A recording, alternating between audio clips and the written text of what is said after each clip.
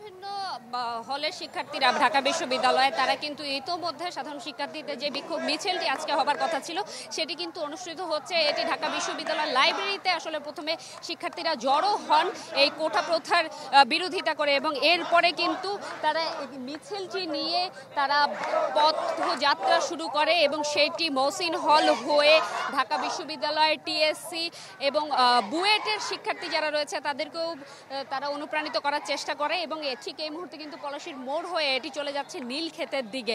দীর্ঘ এই মিছিলের মধ্য দিয়ে কিন্তু তারা নানা স্লোগান দিচ্ছেন এই কোটা প্রথা বিরোধী, এবং নানাভাবে যে তারা বিভিন্ন ধরনের অন্যায়, অবিচার এবং বৈষম্যের শিকার হচ্ছেন সরকারি চাকরির ক্ষেত্রে সেটিও কিন্তু তুলে ধরছেন। আমরা শিক্ষার্থীদের সাথে কথা বলেছি, কিছু শিক্ষার্থী আসলে উল্টো প্রশ্নও তুলেছেন যে আর কত প্রজন্ম এ ধরনের আন্দোলন করার পরে একটি স্থায়ী সমাধান আসবে কোটা প্রথার বিলুপ্তির ক্ষেত্রে, এবং কোটা প্রথাকে আসলে একেবারেই আলাদা করে সুনির্দিষ্টভাবেও তারা উল্লেখ করেছে যে এটি কারো নাতি পুতি অর্থাৎ তৃতীয় কিংবা চতুর্থ প্রজন্মের জন্য না রেখে বরং যারা পশ্চাৎপদ জনগোষ্ঠী যেমন আদিবাসী কিংবা যারা বিশেষ চাহিদা সম্পন্ন রয়েছে, প্রতিবন্ধিতা রয়েছে, সীমাবদ্ধতা রয়েছে, তাদের জন্য খুব কম সংখ্যক কোটা বরাদ্দের কথা বলেছেন, যেটিও আলোচনা সাপেক্ষে, এবং এর বাদে সব ধরনের যেই কোটা ব্যবস্থা, কোটা প্রথা রয়েছে সেটি কিন্তু তারা বিলুপ্তির জন্য আহ্বান জানিয়েছেন। এবং আমরা রয়েছি আসলে এখানে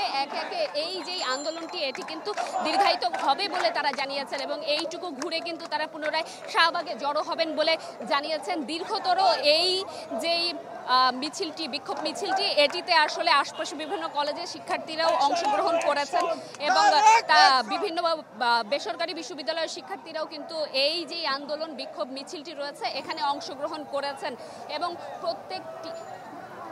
এই মিছিলটি কিন্তু ঘুরে শাহবাগ যাবে, এবং গেল কয়েকদিনের যেই তাদের বিষয়টি ছিল যে তারা শাহবাগে অবস্থান কর্মসূচি, এখন পর্যন্ত আমরা যতটুকু জানি সেটি থাকবে, এবং এর মধ্য দিয়ে কিন্তু তাদের পরবর্তী কর্মসূচিটি আজকে জানানো হবে। এই ছিল আমার কাছে এখান থেকে সর্বশেষ। বিদা, ধন্যবাদ আপনাকে আমাদের সাথে যুক্ত হওয়ার জন্য। জুমাতুল বিদা ঢাকা বিশ্ববিদ্যালয় এলাকা থেকে যুক্ত হয়েছিলেন। দর্শক, আমরা এবার জগন্নাথ বিশ্ববিদ্যালয় এলাকায় চলে যেতে চাই, সেখানে সম্রাট হোসেন রয়েছেন আমাদের সাথে। সম্রাট, আমরা দেখছিলাম যে ছাত্রছাত্রীরা যে দাবি তুলছেন, আপনি এই মুহূর্তে যেখানে রয়েছেন সেখানে শিক্ষার্থীরা কি কি দাবি তুলছেন? মূলত কোটা প্রথা বাতিলের দাবিতেই তো এই আন্দোলন।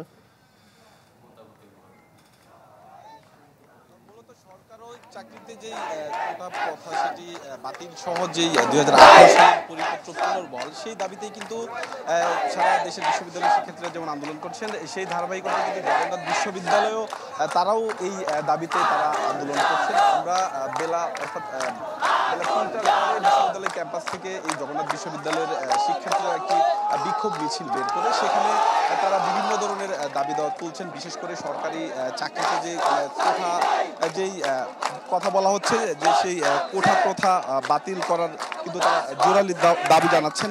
পাশাপাশি আরেকটি বিষয় যদি আপনাকে জানিয়ে রাখি, তারা কিন্তু এই মুহূর্তে অবস্থান করছেন এই অর্থাৎ তাঁতিবাজার মোড়ে, রাজধানীর পুরান ঢাকা এলাকা জগন্নাথ বিশ্ববিদ্যালয়ের কাছে। সেখানে কিন্তু তারা এসে অবরোধ করেছেন।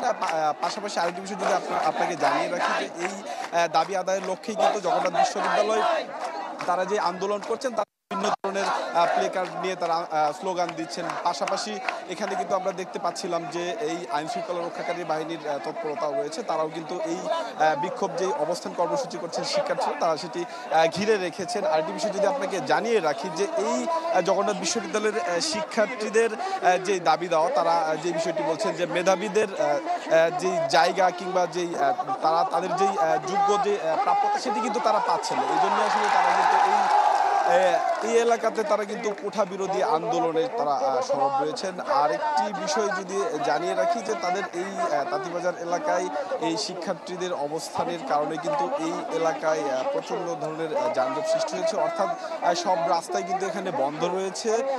এই শিক্ষার্থীরা তাদের দাবি দাওয়া আদায় না হওয়া পর্যন্ত তারা ফিরবেন না, ঘরে ফিরবেন না, তারা কিন্তু এটিই বলছে।